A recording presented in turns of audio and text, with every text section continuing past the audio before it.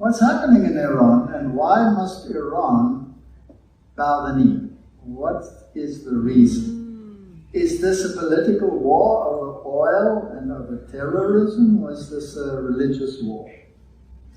Well, the Iranians are Shia Muslims, and the rest of the Arab world are Sunni Muslims. What's the difference?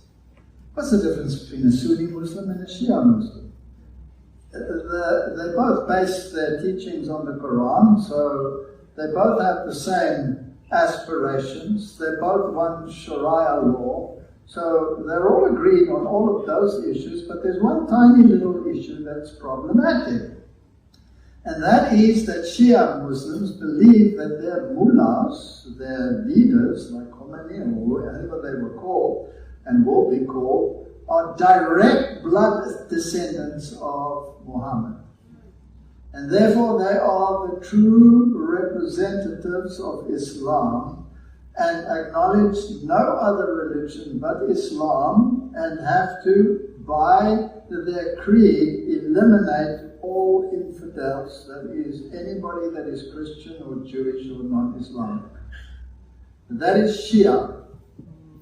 Whereas Sunni doesn't recognize the leaders in Islam as being necessarily of the direct line from Muhammad, but anyone that is chosen to be a leader is accepted. The Sunnis have accepted the Abrahamic Accord.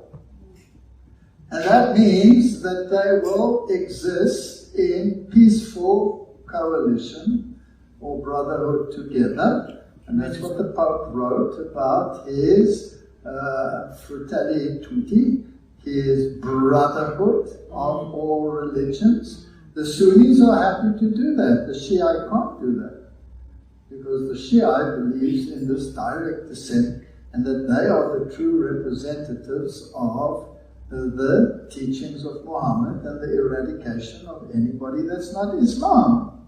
So that religion cannot be tolerated. You cannot have one that says, I'm not going to unite with this Abrahamic Accord and this religious truce between all religions. So it has to go.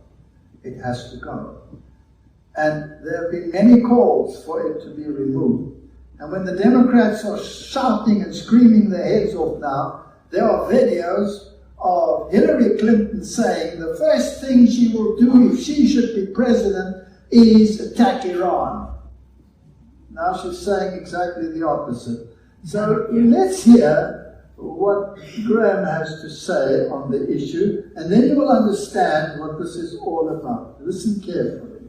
The Arab countries in the region have been more than disappointed. If the media reports are true, that if the Arab countries are okay with Iran's Ayatollah staying in power, I'm going to reevaluate my entire opinion of the Arab world alliance. I've tried to be very hopeful to build on the Abraham Accords. But this idea of saying one thing behind closed doors and something else in public is coming to an end. So I've called Arab allies and I said, you need to correct the record.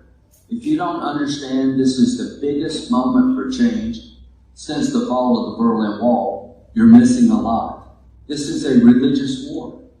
Who wins it at the end of the day? Do the radical Islamic terrorists who want to kill all the Jews because God told them to? What we're facing right now is a moment of decision that will set the course of the future of the Middle East for 1,000 years.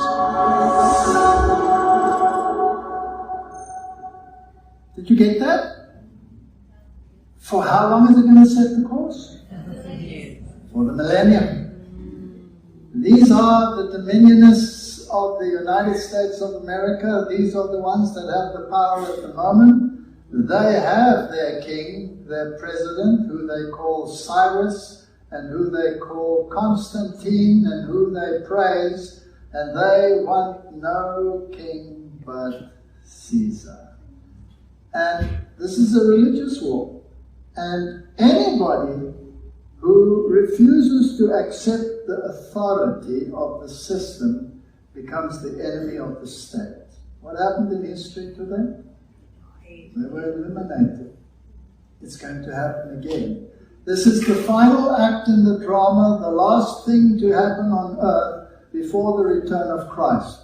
You have this opportunity and no further opportunity to accept the dominion of Christ, His law, His word, or that of the various churches in ecumenical councils with the Roman Catholic Church with their creeds, which contradict the word of God, or you can be eliminated. That's your choice. And you're between a rock and a hard place. Because if you choose to obey the system, you receive the mark of the beast. You pay homage to Rome, and you will be destroyed by God. Or you can choose God's way, and you will be destroyed by the beast and his image, that which rules like He ruled, in other words, through the power of the state. And the only one who can help you is who?